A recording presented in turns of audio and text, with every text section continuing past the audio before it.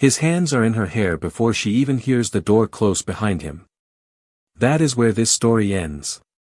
That is the image that will live in your chest long after the credits roll. Kim Ji-ho, the coldest man in Seoul, standing in a woman's apartment at midnight with rain soaking through his shirt, kissing Amara Okafor like she is the only answer he has ever needed, and he is furious it took him this long to ask the question. But you need to understand how they got there. You need to feel every single step of it. Because the kiss means nothing without the 6 months of wanting that came before it.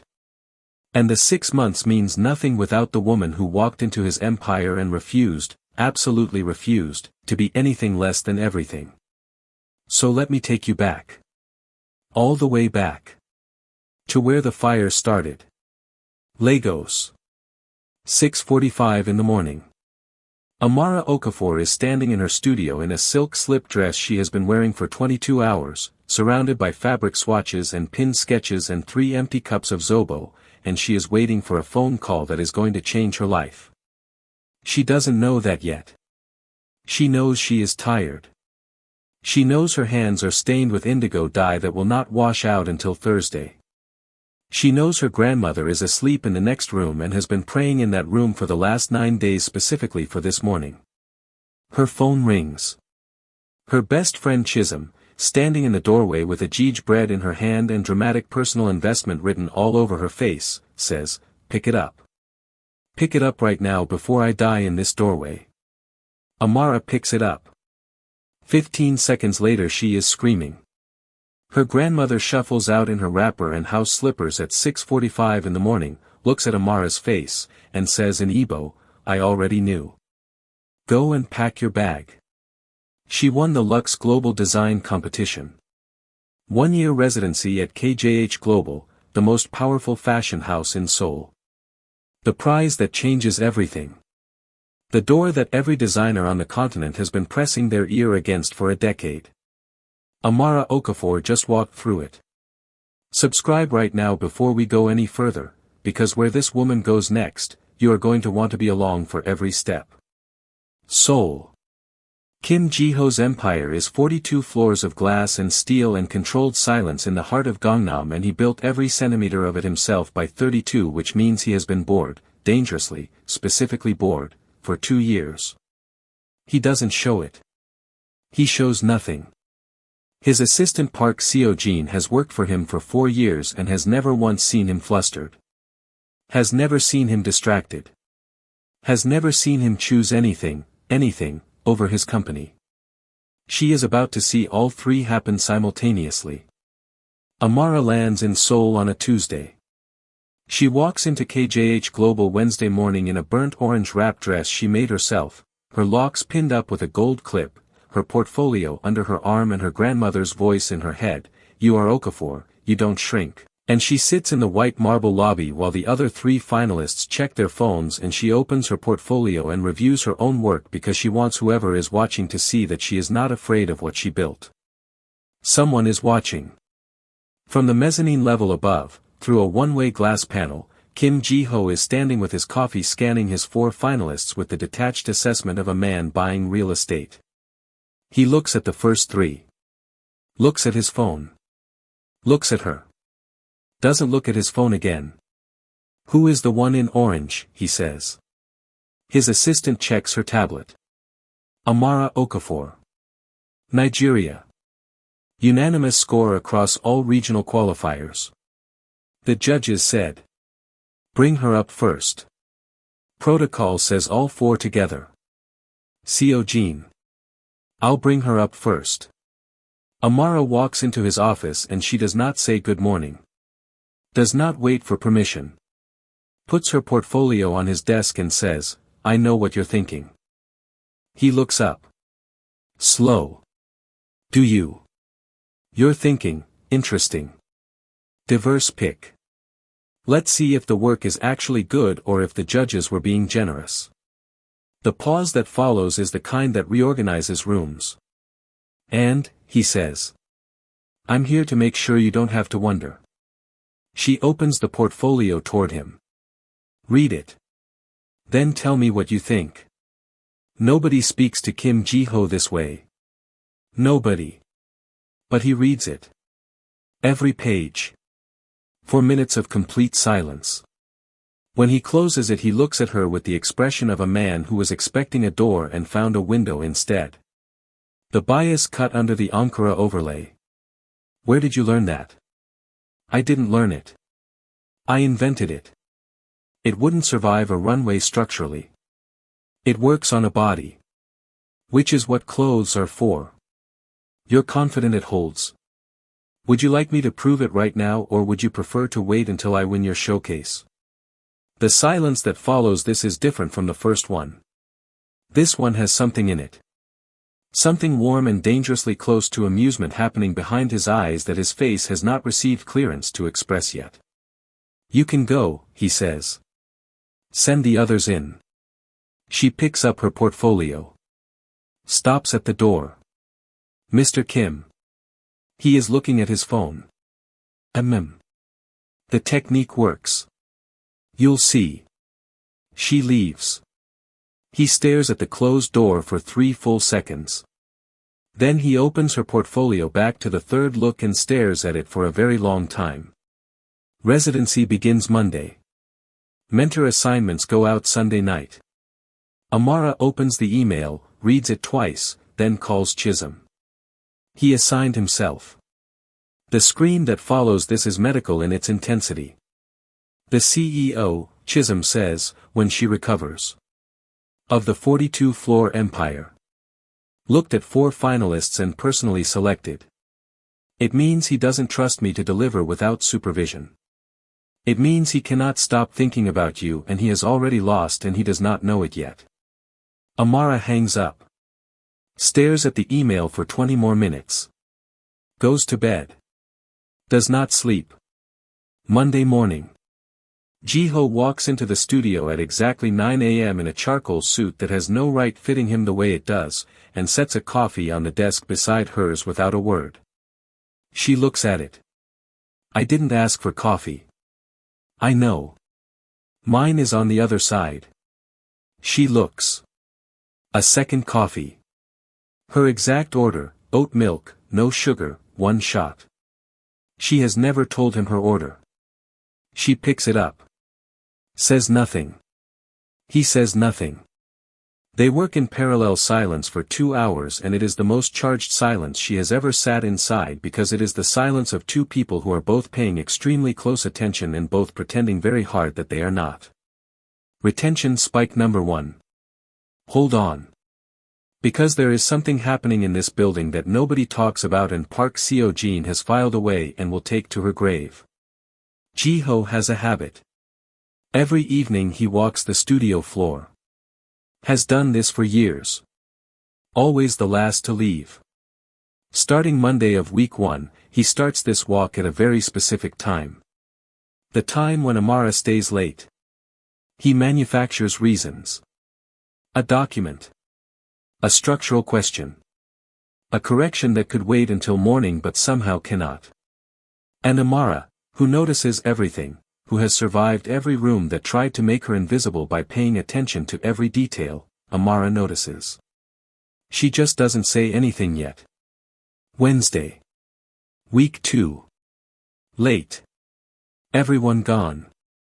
She is sketching and he appears behind her like he has always been standing there, close enough that she smells him before she hears him, cedarwood, something warm, something that has absolutely no business being that distracting at 11 p.m. in a professional environment. Your neckline is wrong, he says. She turns, and they are too close. She calculated proximity in this building but not this specific proximity, and now there is his face, his jaw, his eyes doing the thing where they look at her like she is a problem he has decided to dedicate his life to solving. Excuse me. He reaches past her. His arm brushes hers, a graze that lasts half a second and somehow fills the entire room. He picks up her pencil, leans over her shoulder, draws a correction on her design board. His breath is warm near her ear. Neither of them acknowledges this. Here, he murmurs, lower than necessary. Like this. She stares at the correction. It is perfect. She hates that it is perfect. Why are you still here? It's midnight. A pause. His eyes drop, barely, briefly, a movement so small it could be imagined, to her lips.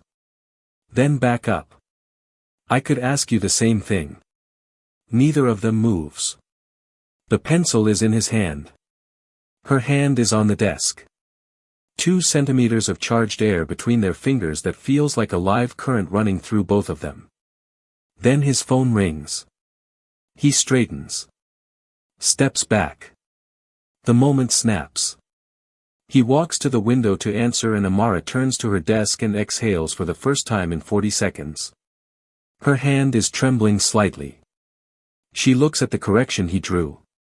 She doesn't change it. If you are feeling what I think you are feeling, share this right now with someone who deserves to feel it too. Because we are nowhere near the best part. Week 3.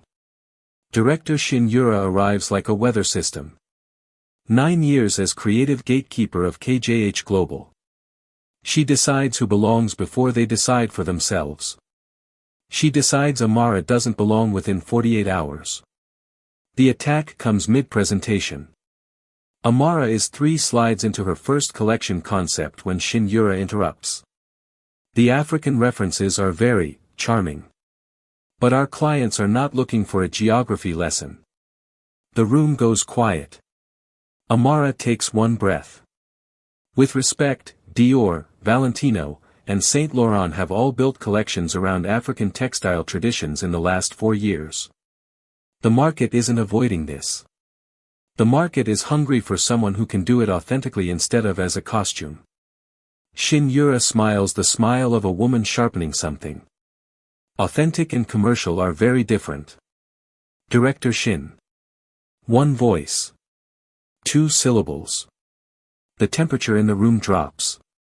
Jiho hasn't moved from his chair. Hasn't raised his voice. But every person in that room goes still. Ms. Okafor will finish her presentation. Without interruption. Shin Yura's smile freezes. Which is worse than it falling? Amara finishes. Gets a 20-minute extended question session from senior designers who cannot stop leaning forward. Afterward Jiho falls into step beside her in the hallway. They walk in silence. You didn't have to do that, she says. I know. I had it. I know that too. She stops. Then why? He looks at her with the expression of a man who has an answer he is not ready to give yet. Protecting my investment. She studies him. Sees straight through it. Says nothing. Walks away. That night she tells Chisholm every word. Chisholm says, a man who protects nothing chooses to protect you and then lies about why. Amara. He has been struck by lightning and is calling it static electricity.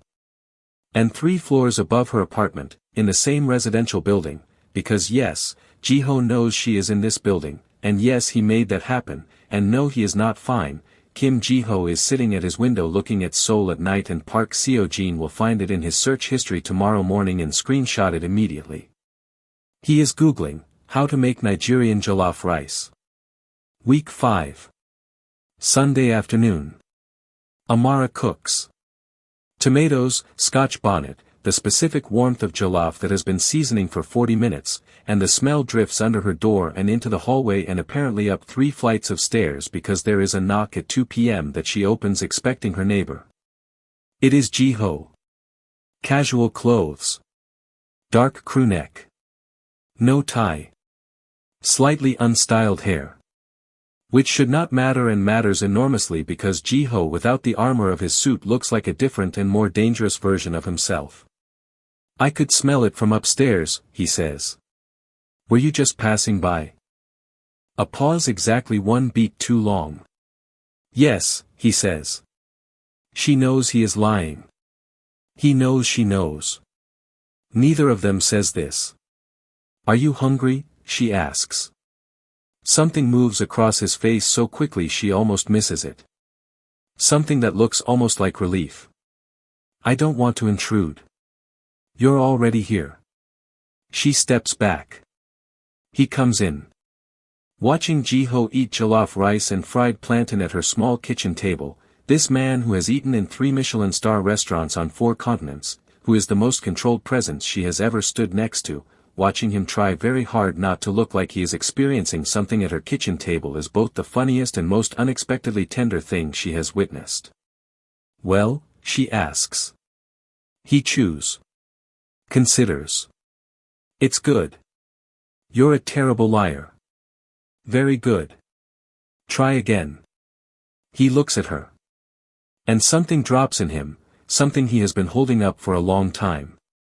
It's the best thing I've eaten in longer than I can remember, he says quietly. And I'm not sure it's about the food. Silence. Amara looks at her plate. Her heart doing exactly what she told it not to do. Eat, she says softly. Before it gets cold. They eat. They talk for 3 hours. About Lagos and Seoul and fathers who expected everything and said nothing and the specific loneliness of building something great and standing inside it alone. They don't touch. They don't cross a single line. But when he leaves, standing in her doorway saying goodnight in the careful way of a man choosing every word, something has changed between them that cannot be unchanged. He goes upstairs. Neither of them sleeps. Comment right now, are you Team Amara or Team Ji-ho? Drop it below. Because you are about to have to choose. Week 6. It is raining when they get trapped in the studio together. Real rain, the kind that turns Seoul into watercolors outside the floor-to-ceiling windows. Everyone else has left. The building goes quiet in that specific way that means it is just the two of them and they both know it. They work for an hour without acknowledging the rain or the quiet or the fact that they are both hyper-aware of every movement the other one makes. Then Amara shivers, the air conditioning is aggressive and her sleeveless studio dress was a miscalculation. He looks up. Stands up. Crosses to where his blazer is folded on the chair across the room and brings it to her without a word. Holds it out. She looks at it. Ji-ho. Take it. I don't need. Amara. Her name in his voice at that specific low register does something she refuses to analyze. She takes the blazer. Puts it on. It is warm from him. It smells like him. She pulls it slightly tighter and hates herself for it. She tries to give it back an hour later when they are leaving. Keep it, he says, already walking toward the elevator. She stands in the hallway wearing his blazer. Watches him go. She wears it home. She tells absolutely no one. Week 7. The gala. Amara finishes her Ankara hanbok fusion piece 3 days before and brings it in and 3 senior designers stop walking mid-stride to stare at it. It is the kind of work that makes people quiet.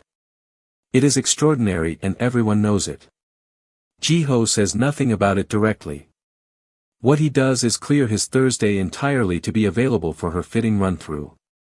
What he does is stand in the doorway while she adjusts the hem and say, in a voice meant only for her, "You already won this. You know that." She looks up. His face is open in the way it only ever is when he thinks she is not paying full attention. She is always paying full attention. "Don't jinx it," she says. "I don't believe in jinxes." "I do." "Then I'll be careful," he says. And leaves. The gala. Golden light and architectural drama and Seoul's most elite gathering of fashion and money and power. Amara walks in wearing her own piece, of course she is wearing her own piece, and the room shifts. That is not a metaphor. Conversations stop mid-sentence. Heads turn. She moves through it like she was designed specifically for this floor on this night and she knows it and she wears the knowing beautifully. Ji-ho sees her from across the room. Stops mid-sentence. The man he is talking to finishes a point about fourth quarter projections. Ji-ho does not respond. The man follows his eye line. Sees Amara. Quietly decides this conversation is over. Ji-ho crosses the room with the slow inevitable movement of a man who has stopped pretending. "You wore it," he says when he reaches her. It's my piece. Of course I wore it. Dance with me. Not a question. Not quite a command. Something in between that she says yes to before she decides to. On the floor his hand finds the small of her back like it has always known where to go. She rests her hand on his shoulder and they begin to move, and the appropriate professional distance between them decreases by half in the first 30 seconds and keeps decreasing. She can feel the warmth of him through the fabric. He is looking at her the way he looks at her when he thinks no one is watching, except tonight he doesn't seem to care who is watching. His lips find her ear. "You are the most beautiful thing I have ever funded," he says. She laughs, a real, startled, genuine laugh that breaks the tension by just enough to survive it. He pulls back and looks at her face, and his expression does what it always does when she laughs, it opens, just slightly, helplessly. And then a hand lands on his arm. Ji-ho. Polished. Precise. French accented Korean. Amara turns. The woman is striking. Sharp cheekbones, black dress, the specific confidence of someone who considers this man's orbit her personal property. Ji-ho goes very still. "Soo-yun," he says. "I didn't know you were back. I came early." Her eyes slide to Amara with a smile that is a weapon in a pleasant casing. "Did he tell you about our arrangement?" He tends to forget to mention it. Amara looks at Ji-ho. His expression is controlled. Too controlled. "Not here," he says quietly. "Ji-ho. Amara. Please." His voice is low. Not cold. Something more unsettling, a man asking for time he is not sure he deserves. She nods. Spends the rest of the evening being brilliant and unbothered and completely fine. Goes home. Searches his name. Society column. 8 months ago. Ji-ho at a charity dinner. Soo-yun on his arm. KJH heir and Shin Group heiress, families confirm long-standing arrangements still intact. Amara puts her phone face down on the table. Sits in the silence of her apartment. Doesn't move for a very long time. Monday she comes in and she is professional. Precise. Correct. Every interaction with Ji-ho is exactly what it was supposed to be from the beginning and nothing more. He notices in 20 minutes. By noon he has walked past her station 3 times. By 3 p.m. his messages through the internal system are getting shorter responses than they have ever gotten. By 5 he is standing at her station. "Did I do something?" "No. You're different. I'm focused." "Amara." "Mr. Kim." The formality lands like a locked door. He looks at her for a long moment. She looks at her sketchbook. He walks away. And that evening at 6 p.m. he stands at his office window looking down at the studio floor where her light is still on and his face is doing something it has not done in longer than he can remember. It looks like a man who has just understood what he is about to lose. Like this video right now and do not go anywhere, because we are approaching the scene that is going to ruin you for other stories. She goes home to Lagos for a weekend in week 9. She needs to remember who she is outside of Seoul. She needs jollof rice made by someone else. She needs her grandmother's hands on her face and the sound of the street outside her window and the smell of the city that made her. Ji-ho calls on Saturday. She doesn't answer. He calls again Sunday morning. She picks up. They talk for 2 hours. About nothing. About everything. His voice in her ear while she is lying on her childhood bed looking at the ceiling feels more intimate than anything that has happened in that studio, and she knows it and it frightens her. She flies back Monday. He is at the airport. He never does this. He has an assistant and a driver and a protocol, and none of them involve him standing in arrivals at 8 p.m. holding nothing, wearing a jacket against the cold, looking for one specific face in the crowd. She walks out and sees him and stops. He looks at her the way he has always looked at her, fully, directly, with nothing hiding behind it anymore. You didn't have to come, she says. I know. They drive back to the city in the back of his car and the city streams past the windows and her shoulder is almost touching his shoulder and neither of them moves away. 4 days later. Midnight. Rain. She is reading when the doorbell rings. She opens it and he is soaked. No umbrella. No driver. No plan. Just Ji-ho standing in her doorway with rain running down his jaw and a folder in his hand and the look of a man who rehearsed this and forgot every word the moment she opened the door. He holds out the folder. The board voted no on your collection, he says. I overruled them. She stares at his signature on every page. Ji-ho. I know I'm not supposed to be here. Then why are you? The rain is the only sound between them. And then he puts down the last wall he has been standing behind. Because every version of me that tries to be appropriate and correct and professional, he exhales, none of them can stop thinking about you. Not a single one. She doesn't remember deciding. She doesn't remember the distance closing. She remembers his collar in her hands and then his arms around her and the kiss, slow, careful at first, like a question, and then not slow, not careful, not a question anymore. His hands are in her locks. Her hands are gripping his shirt. He kisses her like a man who has been holding his breath for 6 months and has finally come up for air. She pulls back just enough to look at him. His forehead drops to hers. Both breathing. Amara. Just her name. Like it contains every word he has spent 6 months not saying. She pulls him inside. The door closes. The city lights shimmer in the rain outside her window. And somewhere in Lagos, a grandmother smiles at nothing in particular in the middle of the night and goes back to sleep. Dawn. Blue light through sheer curtains. Ji-ho is awake before she is. He lies completely still, watching the light change on her face. Her locks across the pillow.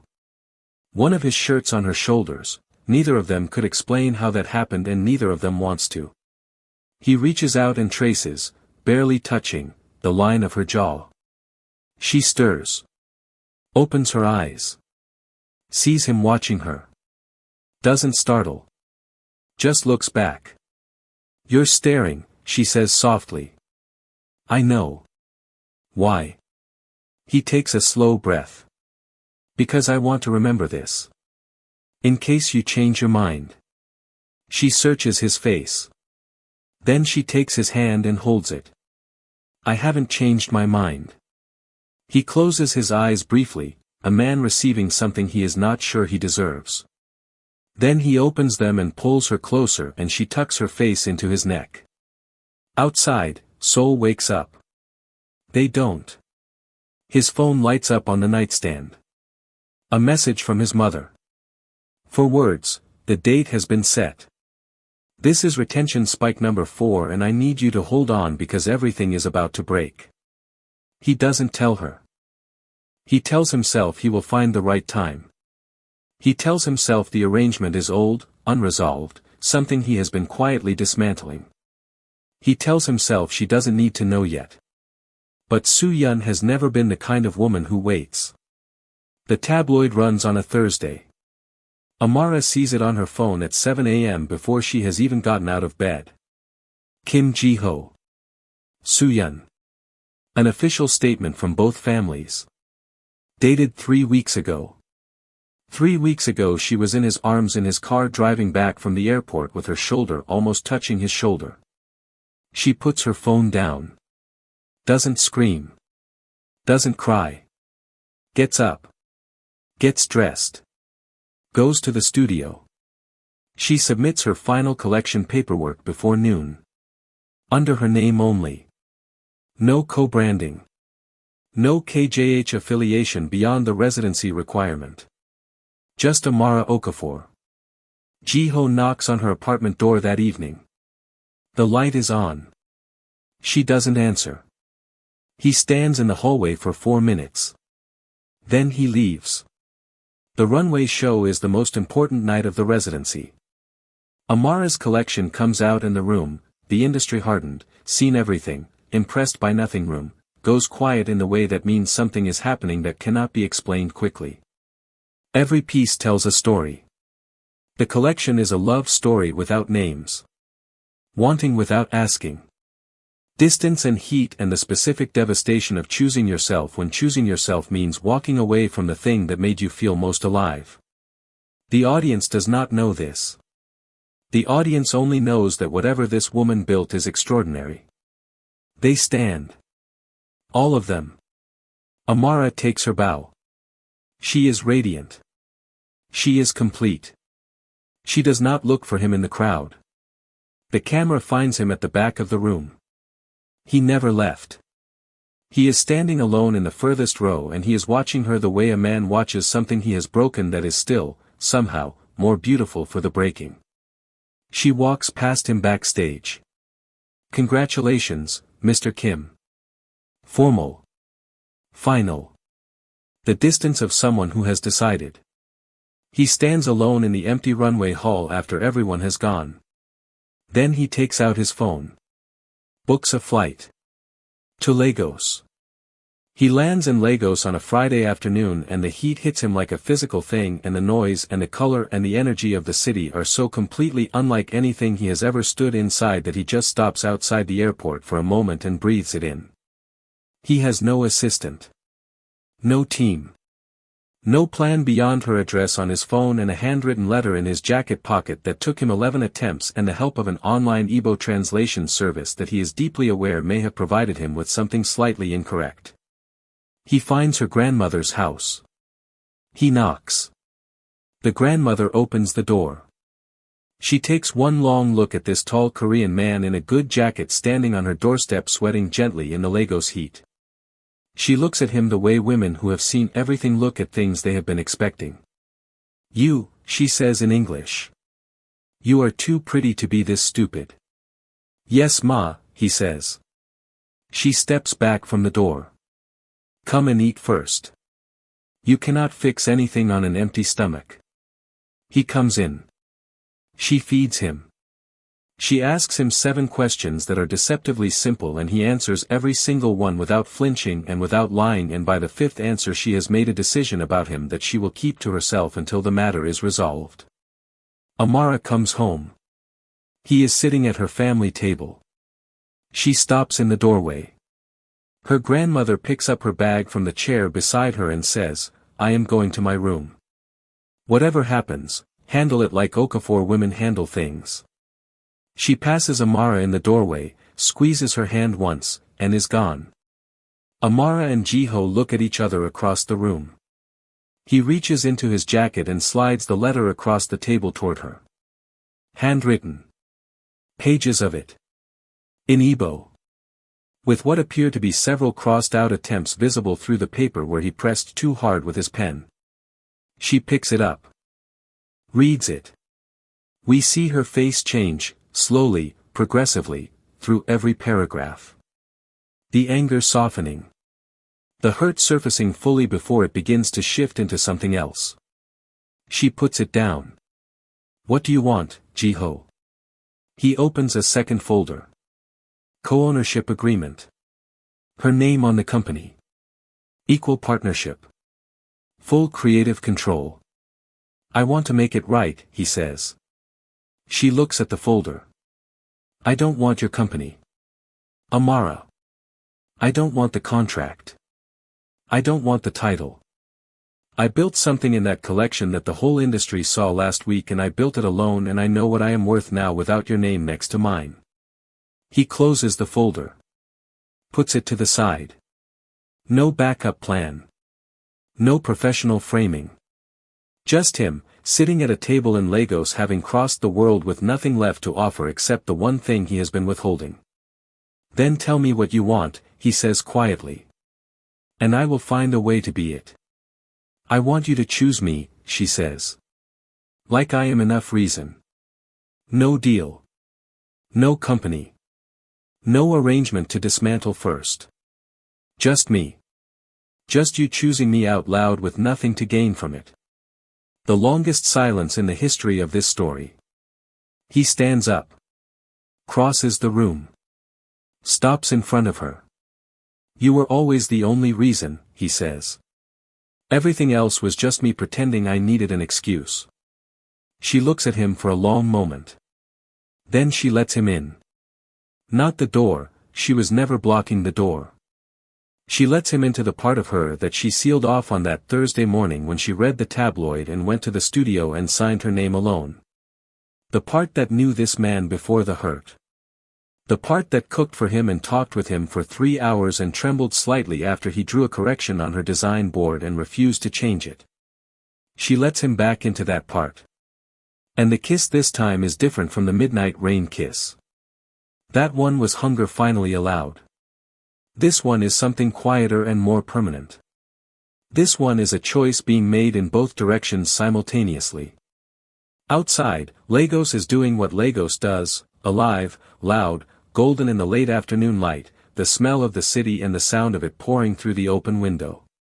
Afrobeats from somewhere down the street. The grandmother in her room smiles at the ceiling. 6 weeks later, a new door opens in the KJH Global building in Seoul. The nameplate reads, Amara Okafor. Not beneath anything.